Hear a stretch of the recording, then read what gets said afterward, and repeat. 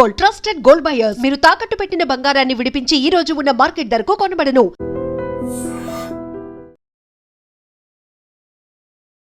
ఇప్పుడు ఎవరి నోట విన్నా, ఏ ఇద్దరు కలిసినా, ముగ్గురు కలిసినా ఒకటే చర్చ. అది ఏంటి అనంటే జూబ్లీ హిల్స్ ఉప ఎన్నికలు.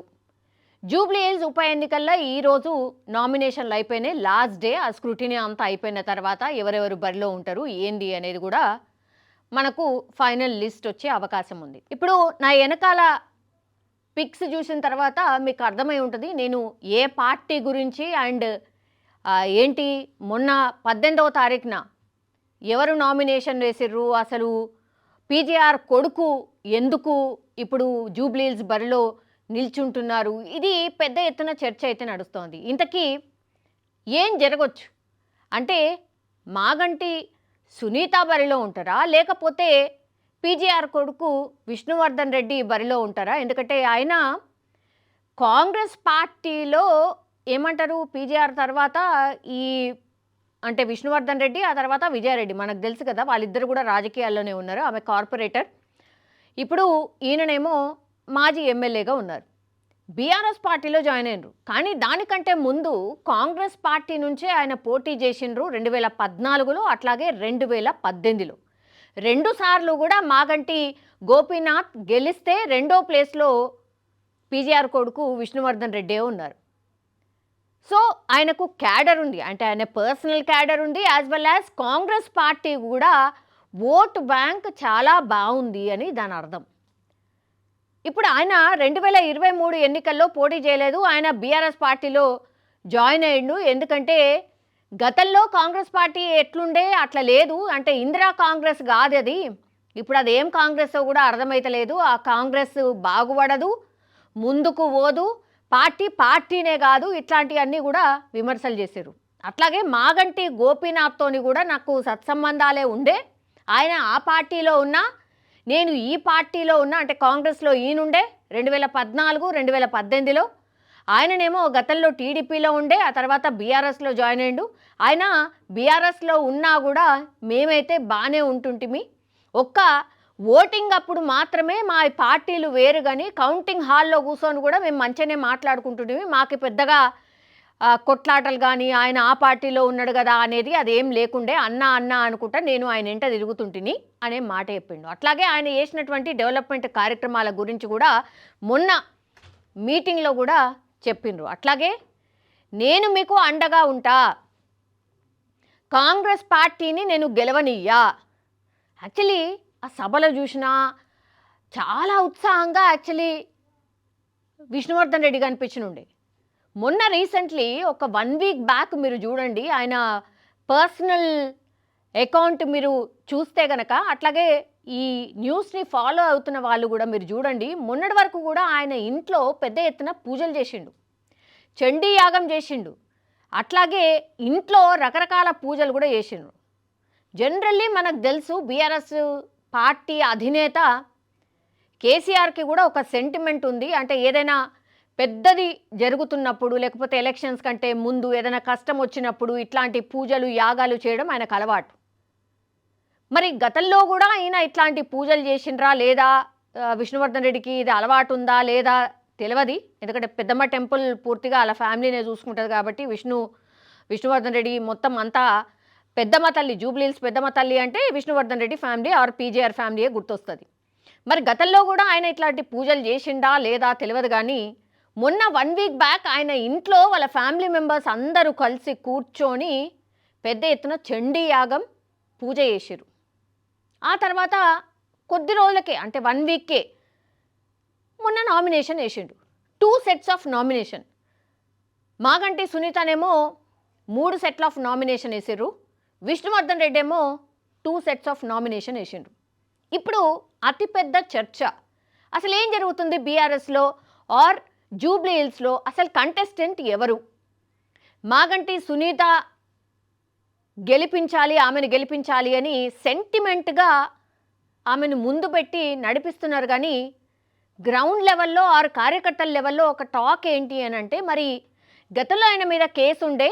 యాక్చువల్లీ మాగంటి సునీత రెండో వైఫ్, మాగంటి గోపీనాథ్ రెండో వైఫ్, కాబట్టి లీగల్లీ చిక్కులు ఏమన్నా రావచ్చేమో, ఎందుకంటే ఆ కేసు కూడా ఉంది, వేసింది కూడా నవీన్ యాదవే.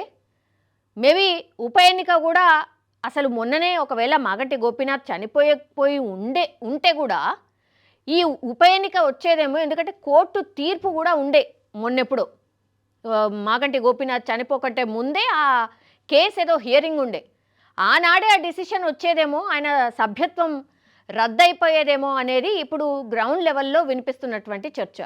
సో లీగల్లీ అక్కడ కొద్దిగా ఇష్యూ ఉంది కాబట్టే సునీతనే కాదు విష్ణువర్ధన్ రెడ్డితోని కూడా నామినేషన్ వేయించారు. ఒకవేళ ఈమెది అభ్యర్థిత్వం క్యాన్సిల్ అయినా కూడా విష్ణు అయితే ఉంటాడు, విష్ణువర్ధన్ రెడ్డియే కరెక్ట్. జూబ్లీహిల్స్ మళ్ళీ క్యాండిడేట్ లేకుండా పోతారు. ఒకవేళ సునీత నామినేషన్ రిజెక్ట్ అయితే Vishnuvardhan Reddy will be the candidate.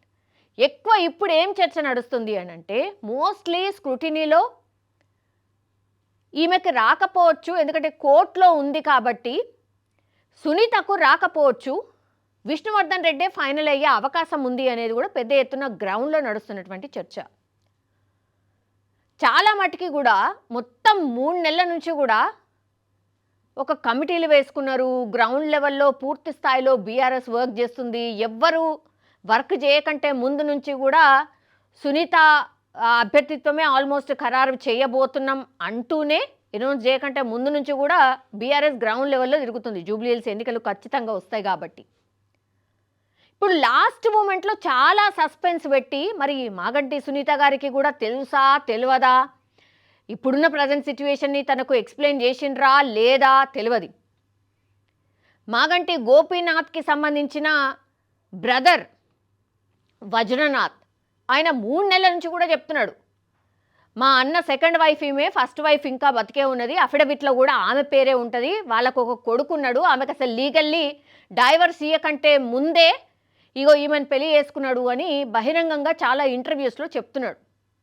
So ఇవన్నీ కూడా ఎఫెక్ట్ చూపుతాయి అనుకున్నది బీఆర్ఎస్. అట్లాగే సెంటిమెంట్ని రగిల్చే ప్రయత్నం చేసినప్పటికీ కూడా సెంటిమెంట్ పెద్దగా పండట్లేదు అనేది కూడా ఒక చర్చ. మొన్న ఒక సభ నిర్వహించినప్పుడు తాను స్టేజ్ మీద ఏడిస్తే కూడా దాన్ని కూడా కొంత కాంగ్రెస్ పార్టీ అవహేళన చేస్తూ మాట్లాడింది. అసలు ఇంత భయంకరంగా ఎట్లా మాట్లాడగలుగుతారు అనేది కూడా పెద్ద చర్చ కూడా నడిచింది. కానీ అది కూడా పెద్ద వర్కౌట్ కాలేదు అనేది కూడా గ్రౌండ్ లెవెల్లో బీఆర్ఎస్ క్యాడర్కి ఉన్నటువంటి ఇన్పుట్. మనకు తెలుసు కేసీఆర్ పూర్తిగా ఏదైనా ఎన్నికల కంటే ముందు, ఆ తర్వాత ఎన్నికలు జరుగుతున్నటువంటి టైంలో గ్రౌండ్ లెవెల్లో అసలు ఏం మాట్లాడుతుండ్రు ఏంది అనేది కూడా ఇంటర్నల్ సర్వేస్ చేపిస్తూ ఉంటారు. దానికి అనుగుణంగా దానికి తగ్గట్టుగా పూర్తిగా ఆయన వ్యూహాల్ని మారుస్తూ పోతుంటారు, గైడ్ చేస్తూ ఉంటారు అనేది పెద్ద ఎత్తున చర్చ మనం చూసాం కూడా, గతంలో కూడా మనం చూసాం. అందులో భాగంగానే ఇప్పుడు విష్ణువర్ధన్ రెడ్డికి ఇంటర్నల్గా సర్వే చేసిన తర్వాతనే విష్ణువర్ధన్ రెడ్డి సభ్యత్వం కేసీఆరే ఖరారు చేసినట్టుగా ఒక సమాచారం అయితే ఉంది. అందులో భాగంగానే విష్ణువర్ధన్ రెడ్డితోని నామినేషన్ వేయించారు. ఆయనదే ఖరారు అవుతుంది కాబట్టే మొన్న 1 వీక్ బ్యాక్ విష్ణువర్ధన్ రెడ్డి పూజలు చేశారు అనేది కూడా ఒక చర్చ అయితే నడుస్తోంది. ఇప్పుడు బీజేపీ నుంచి క్యాండిడేట్ ఎవరు, దీపక్ రెడ్డి ఖరారైండు. గతంలో కూడా ఆయన పోటీ చేసిండు. బీఆర్ఎస్, ఇప్పుడు కాంగ్రెస్, అట్లాగే బీజేపీ, ఈ 3 కూడా ముగ్గురు మధ్య కూడా పోటీ ఉంటుంది అనేది ఇప్పుడు యాజ్ ఆఫ్ నౌ. ఇంకా ఒక 15 రోజుల టైం ఉంది ఎలక్షన్స్కి.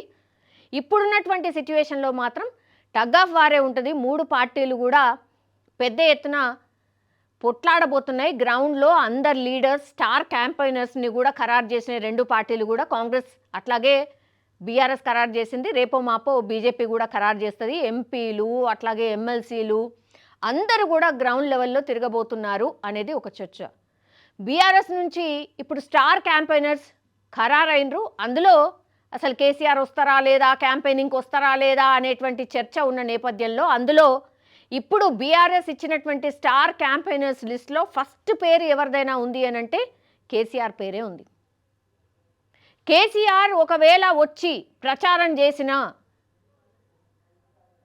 ఆయన జూబ్లీలో ఒక 2-3 సభలు నిర్వహించిన, పూర్తిగా టర్న్ అయిపోతుంది, వన్ సైడ్ అయిపోతుంది, బీఆర్ఎస్ గెలుస్తుంది, క్యాండిడేట్తోని సంబంధం లేదు, సెంటిమెంట్తోని సంబంధం లేదు అనేది కూడా ఇంకో చర్చ అయితే నడుస్తోంది.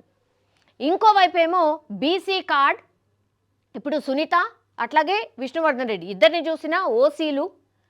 కానీ నవీన్ యాదవ్ వచ్చేసి కాంగ్రెస్ పార్టీ తరఫు నుంచి గతంలో కూడా ఆయన పోటీ చేసిండు, కానీ గెలవలేకపోయిండు. కానీ టఫ్ కాంపిటీషన్, 3వ స్థానంలో నిలిచిండు నవీన్ యాదవ్. కాబట్టి ఆయనకు కూడా అయ్యో ఓడిపోయిండు కదా, మళ్ళీ బీసీ ప్రయారిటీ ఇస్తే నవీన్ యాదవ్కే వెయ్యాలి అనేది ఇంకో చర్చ.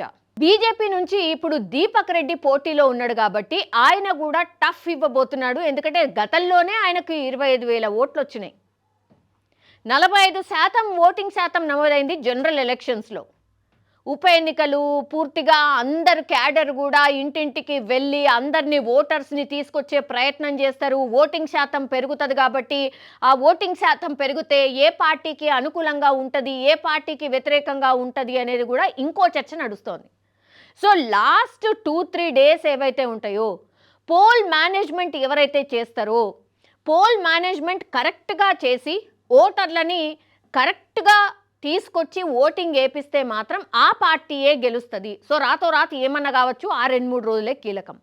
ఇప్పుడు యాజ్ ఆఫ్ నౌ ఒకటే చర్చ, ఈ నామినేషన్స్ అన్నీ అయిపోయాయి కాబట్టి స్క్రూటినీ అంతా అయిపోయి ఎవరు బరిలో ఉంటారు అనేది లిస్ట్ వచ్చిన తర్వాత మాత్రం ఎవరుంటారు, మాగంటి సునీత ఉంటారా బీఆర్ఎస్ బరి నుంచి, లేదంటే విష్ణువర్ధన్ రెడ్డి ఉంటారా?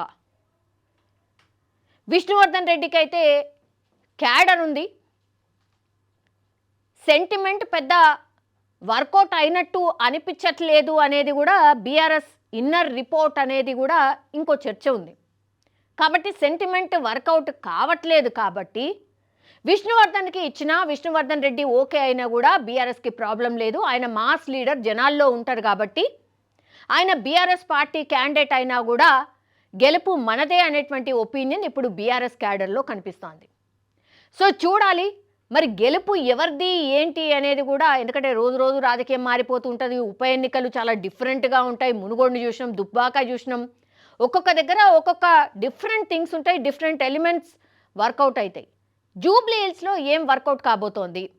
డెవలప్మెంటా, పార్టీనా, లేకపోతే క్యాండిడేటా, ఏం వర్కౌట్ కాబోతోంది అనేది ఇంకొక 1 వీక్ 10 డేస్ అయితే కానీ జూబ్లీ హిల్స్ ముఖ చిత్రం ఏంది, పబ్లిక్ ఎవరి వైపు ఉన్నారు ఏంది అనేది కూడా అర్థమయ్యే ఛాన్సెస్ అయితే కనిపిస్తున్నాయి. కానీ చూడాలి, క్వైట్ ఇంట్రెస్టింగ్గా ఉండబోతోంది. బట్ ఈ ఎన్నికల తర్వాత ఇక ఏ పార్టీ గెలిచినా అది ఊపు మీద ఉంటుంది, ఆ తర్వాత ఓడిపోయిన పార్టీలు మాత్రం పాతాళంలో పోతాయి, ఇక అంతే సంగతులు అని మాట్లాడుతున్నారు. కానీ అది ఎక్కడ కూడా ఉండదు. బికాస్ మనం గతంలో అనుభవాలు మనకు ఉన్నాయి కాబట్టి అది ఏమీ జరగదు. ఈ ఎన్నిక వరకే పరిమితం. మళ్ళీ లోకల్ బాడీ ఎలక్షన్స్ వస్తే మళ్ళీ అది డిఫరెంట్, మళ్ళీ జిహెచ్ఎంసీ ఎన్నికలు వస్తే అదో డిఫరెంట్. సో అన్ని ఎలక్షన్స్ డిఫరెంట్, దీన్ని దాన్ని కంపారిజన్ చేయడానికి కూడా వీల్లేదు అని చాలామంది విశ్లేషకులు చెప్తున్నటువంటి మాట. సో చూద్దాం జూబ్లీ హిల్స్ బరిలో మరి బీఆర్ఎస్ పార్టీ నుంచి ఎవరు క్యాండిడేట్, మీ ఒపీనియన్ ఏంది? ఇప్పుడు పెద్ద ఎత్తున చర్చ నడుస్తుంది కాబట్టి మీ ఒపీనియన్ ఏంది? ఎవరుంటే కరెక్ట్గా ఫైట్ చేయగలుగుతారు అనుకుంటున్నారు? మాగంటి సునీతానా లేకపోతే విష్ణువర్ధన్ రెడ్డా? మీ ఓటు ఎవరికి? ఒపీనియన్ ప్లీజ్ కామెంట్ రూపంలో తెలియజేయాల్సిందిగా కోరుతున్నాం. And for more videos, Please subscribe to iDream. Please subscribe to iDream. Please subscribe iDream. And please subscribe to iDream. For more videos, subscribe to iDream. please like, share and subscribe to the channel. Congratulations, iDream. Subscribe to iDream. Subscribe to iDream. So subscribe to iDream Media. iDream ki iDream team andarki huge congratulations. Please subscribe iDream Media. Please subscribe to iDream. Subscribe iDream. Please subscribe to iDream. iDream అంటే నా కళల ఛానల్ను subscribe చేసుకున్న నోరు తిరుగుతలేదు, మీరైతే గంట గుర్తు కొట్టండి. For more such videos, please subscribe to iDream. Subscribe to iDream. Please subscribe to iDream. Please subscribe iDream Media. Please do subscribe to iDream. Please subscribe to iDream Media. For best entertainment and information, please subscribe iDream. And don't forget to subscribe to iDream.